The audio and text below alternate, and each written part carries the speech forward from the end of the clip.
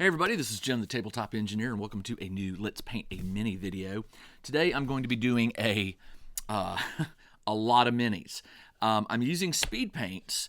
One of the advantages of speed paints is when you do this like assembly line painting, especially when they're all going to be the same color or the same techniques that you're doing, you can really burn through them fast. Now I've got two different enemies here. These are called the deep ones, and these are called the Ghouls. These are from a game called Cthulhu, Death May Die. I'm going to start painting these up sort of based on the color scheme. They come with these cards that show you kind of what the color is. I don't necessarily agree with all of the colors, so I may vary it a little bit. And also, during these videos, I typically chat about something. So what am I going to be chatting about today?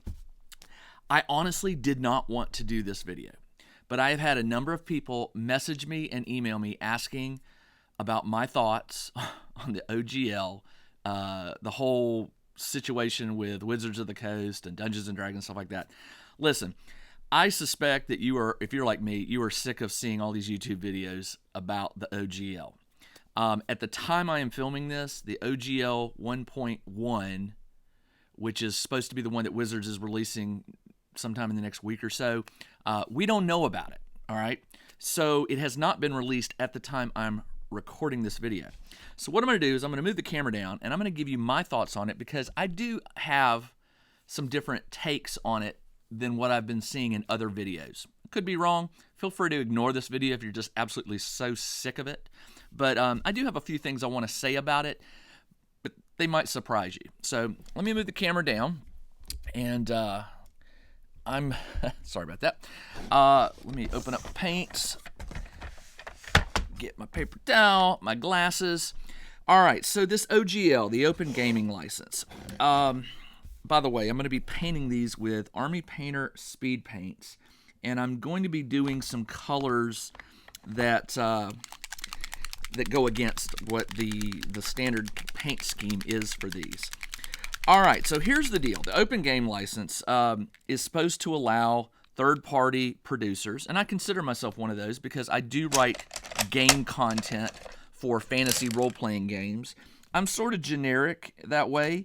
I don't write it for Dungeons and Dragons. I do write a lot for Old School Essentials, but I always really call it OSR because I try to write stuff that is generic that you can use in any game.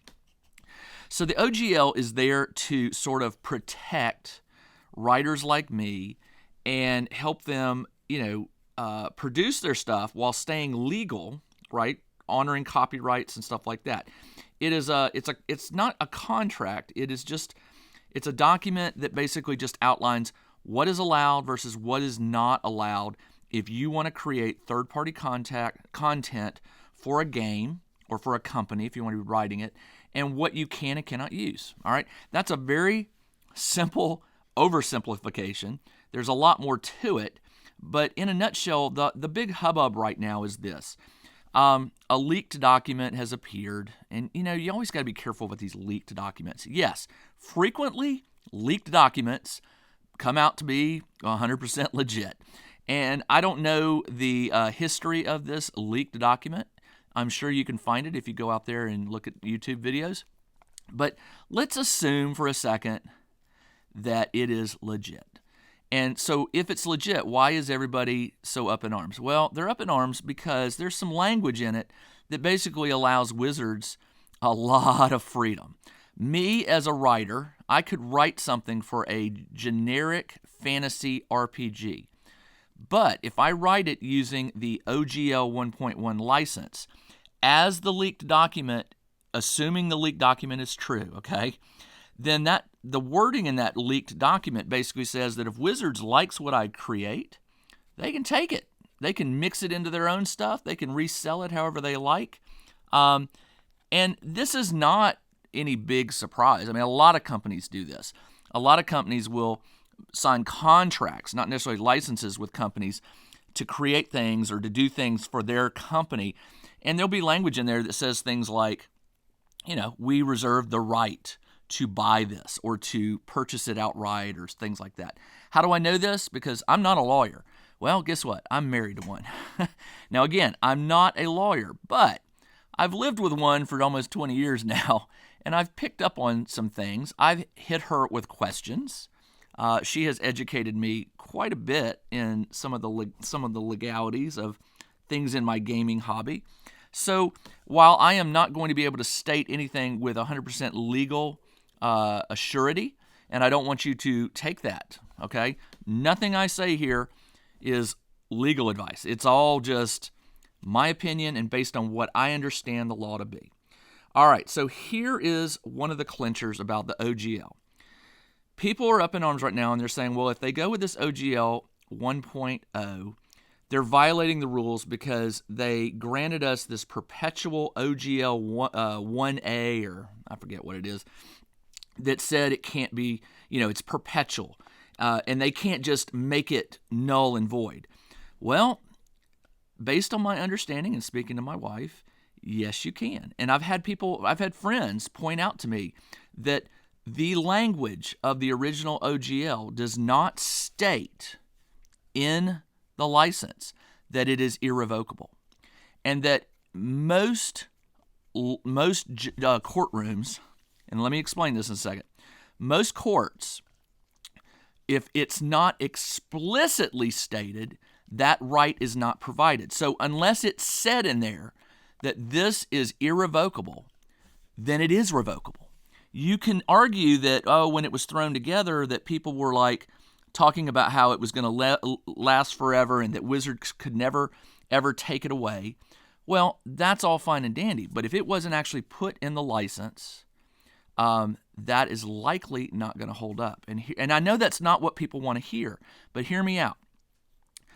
And again, not a lawyer, but just being married to one, there is this thing that my wife likes to always remind me of called precedent. Not president, but precedent.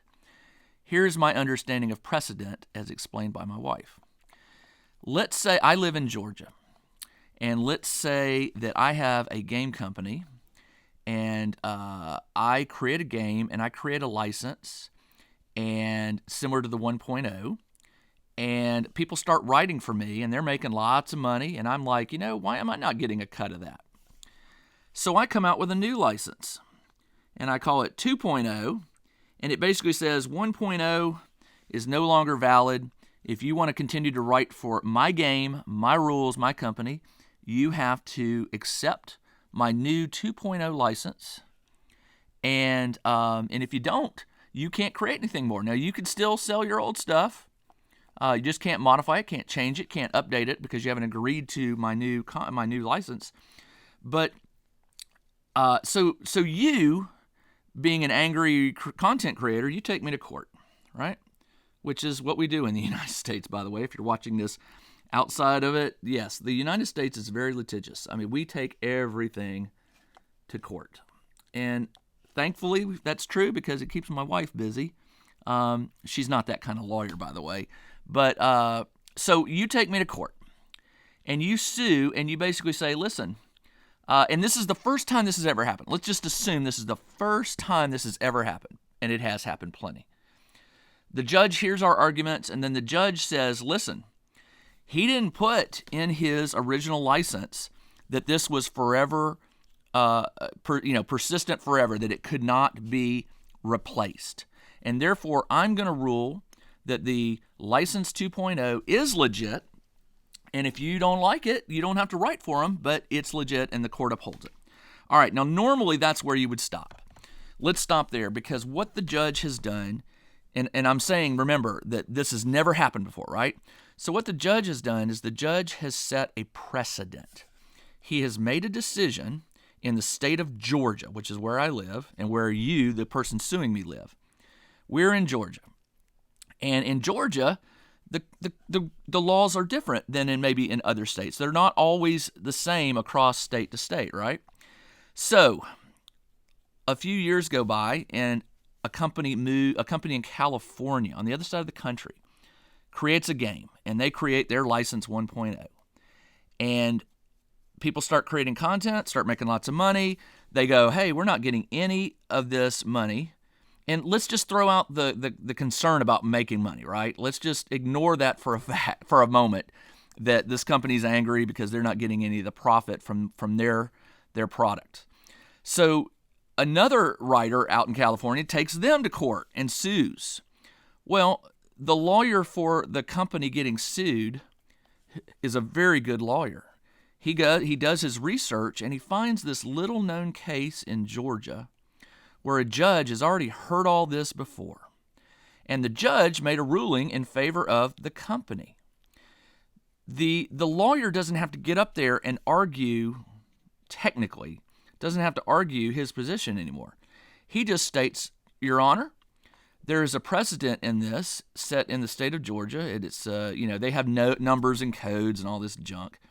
And so he goes to the judge and he basically says, I need you to throw this court case out because it's without merit. There's already been a decision made about this kind of thing. Well, the judge opens the law book, or in this case, the internet now, and does a little digging, or his court. He probably has interns, lawyers that are interning with him, that he'll send them to go look up this law. And sure enough, one of them comes back and says, hey, Judge Smith, guess what? He's right. In Georgia, this was discussed 2 years ago, and the judge there ruled in favor of the defendant, or not the plaintiff, not the person suing. So the judge comes back and he'll either say, I rule in favor of the defendant, or I am throwing this case out because it has no merit, which is probably not. Every case is different. And this is, again, coming from my limited discussions with my wife, who doesn't like to talk law when she gets home, and I don't blame her. But again, precedent, okay? So keep that word in your mind here. All right, so Wizards gets sued, right? Some of these game companies are going to file a class action, or I don't know. That far I don't know. But let's say a few companies decide, we're going to sue Wizards. They can make this 1.1, but we're going to sue them and say that they did not ever state that 1.0 would ever be revoked, and we should be able to do it because they never said it would be revoked. Well, trust me when I say that in the court of law, there is plenty of precedent for similar type decisions to be made, where the contract or the license, if it does not say this license is irrevocable, if it doesn't say that, most courts, and I say most because that's how I understand it, there might be a state like California that just goes against the grain, and they do a lot of times. It's very, very possible that other states have very similar rulings, right? But what happens is sometimes a smart lawyer or a good lawyer or just a lucky lawyer will get a case. Oh, you've heard the word overturned, right? Well, it's not overturned. Instead, what happens is it usually gets sent to a higher court. You've heard in the United States of our Supreme Court. Well, this probably would never go that high. It would be really cool if it did, because think about the attention it would bring to the tabletop role-playing game, right? Community. Think of all the people who would read Newsweek magazine or see it on the news where they explain in layman's terms, what's going on in this community, right? And then, of course, people might say, that sounds like fun. I want to play that. That is, by the way, a side benefit to this with Wizards. All this negative speculation is sending people probably to the YouTube videos are getting out there, and people were saying, I don't know what this is, but it sure sounds like a fun game, man, where you get to play wizards and fight dragons and stuff. I mean, we think in this day and age that everybody knows about D&D, but they do not. There's a lot of kids, a lot of parents that have never, they don't know what this stuff's about. So anyway, so the higher courts can often be requested to look at cases where a lawyer or a plaintiff feels that a decision was either made incorrectly, or maybe the world has changed. And this happens. Maybe things have changed. Maybe situations have changed where the original license that was looked at that set the precedent is no longer legit. And trust me, this internet world, this high-tech world we live in, lawyers are making a lot of money revisiting things now that everything's out there, right? Anything you want to know, you can learn on the internet. You can get on YouTube.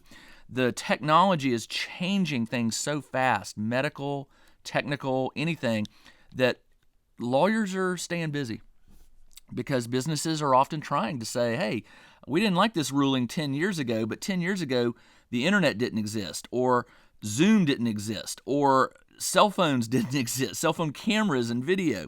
So there's always a chance that a judge is willing to hear somebody's argument that a situation is no longer relevant. So that's what happens a lot of times when something gets sent up to a higher court.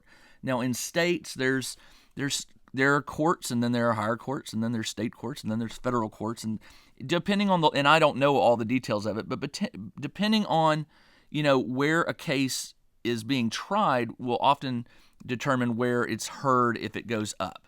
So I tell you this because what could happen is there could be enough third-party developers coming out of the woodworks who are up in arms about this OGL, and this is assuming that it's a legit document, that the leak is legit, and that Wizards really truly does want to try to own something of every person's creative, everything that they own. Some lawyer might be able to convince a judge to hear the case again and to reconsider the ruling. That's not outside the realm of possibilities. There is a risk that you could get a judge who is old school and doesn't really understand and is just going to go by the book and say, there's precedent, I'm tossing this out.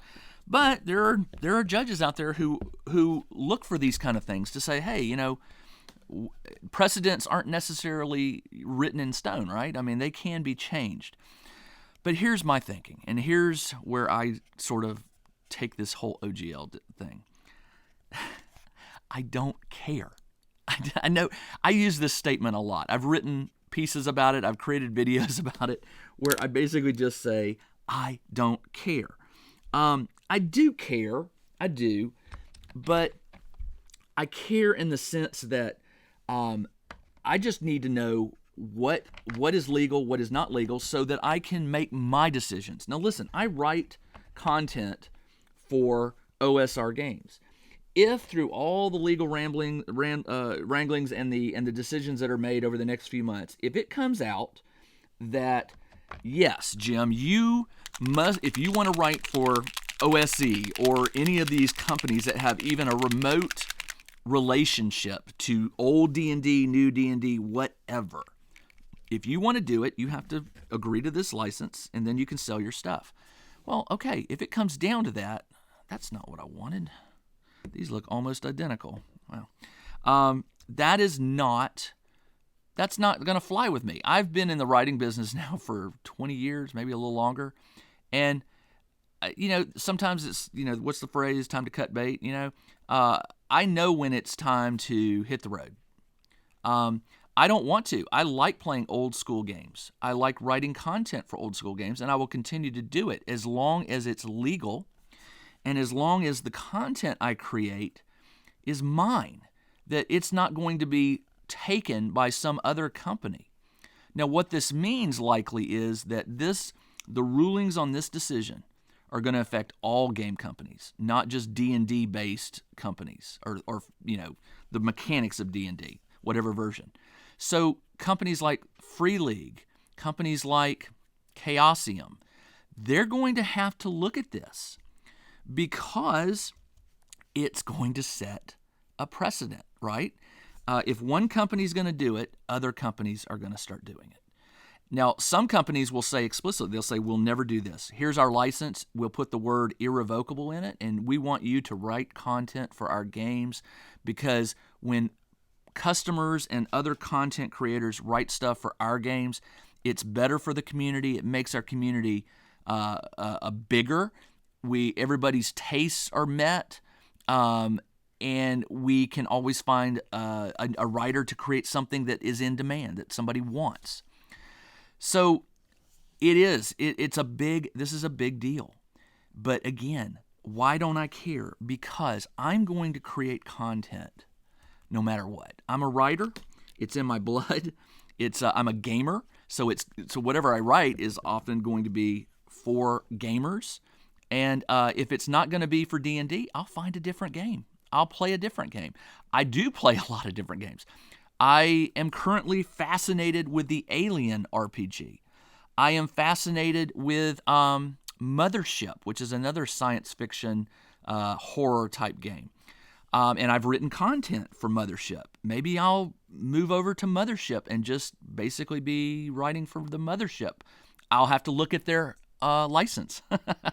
It's going to be good. It's going to be bad in some ways, but I think it'll be good for people like me who create content because it's going to answer questions. It's going to fill in blanks, and it's going to close loopholes so that maybe this won't happen again, right? Maybe 10 years from now or 5 or whatever, some other company doesn't pull this stunt. Instead, what'll happen is writers are going to go to them and say, well, what's your license? And are you going to take a cut of my profits? Are you going to demand ownership? Are you going to say you can take ownership of what I create for your game? And if so, I don't want to write for you. So it is going to be a good thing for a lot of content creators. It's going to be a bad thing for those companies that are so hard-nosed about it because there's going to be competition. When writers start talking to other writers, and believe me, we do. Writers will often, and this has been in my experience, this has been in both the technology field, which I used to write in, and now the gaming. Writers talk. We will warn one another off of certain clients, certain, that we write for. Either we get hired to write for them or we just write, third-party content for. We talk. And so trust me when I say that this is going to be good for the community in the sense that it's going to open the eyes to a lot of writers, and writers are going to talk. They're going to be like, okay, well, listen, this company is not, they're going to go with OGL 1.1. They're going to keep it. This company is not. They have their own game. They're going to make an irrevocable license, and they're not going to demand any kind of ownership of third-party content like what the 1.1 OGL is allegedly stating it will do. I will write for the games I play. If 1D&D, if OGL 1.1, if Wizards of the Coast is going to do these things to the people who are, in my opinion, writing stuff to make their games better, if they are going to treat the people who play their games and write new content for it and share it with the world, if they're going to treat like they appear to be doing, then I'm not going to write for them. And I'm not going to lose any sleep over it because I will find a game that I will play and that I will create content for. Now, granted, D&D is the big, it's the 500-pound gorilla in the room, right? If you're a content creator and you want to make a living at it, you're looking at this very carefully because you're like, okay, this is going to affect my livelihood. And there are writers out there who just write 5e content. And yes, this is going to affect their livelihood. Do I think Wizards is going to take ownership of stuff they write? Probably not. Mainly because of the stink it would raise. All it's going to take is one writer to say, I created this really cool mechanic for the game, and I created this world or these monsters, and now Wizards is taking them and is going to put them in the next, accessory book, and it was all my stuff, but I'm not getting a penny for it. Trust me, when that happens, the world will know, writers will know, and I think it's a horrible decision. So I don't think Wizards will do it. I don't think Hasbro will do it. But trust me, if they do, we'll all know about it, because the first time it happens to a writer, that writer is going to share it with another writer, and it will get out. Trust me. Something of that magnitude cannot be kept secret. And there's nothing in the OGL, at least that I know of, that says you can't discuss what decisions Hasbro make. That would never fly. You can't do that.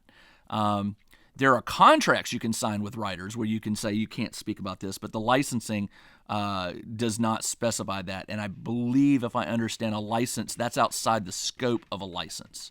A scope of a license determines use. It doesn't determine, and again, not a lawyer here, but married to one, it doesn't determine use. It determines use. It does not determine limitations on the user of the license. I know that sounds vague, but basically, in a nutshell, as I understand it, what it means is the OGL could never say, we own your content and we can use it anytime we want. And oh, by the way, when we do this, you can't talk about it, you can't write about it, you can't. That's outside the scope of a contract of a license.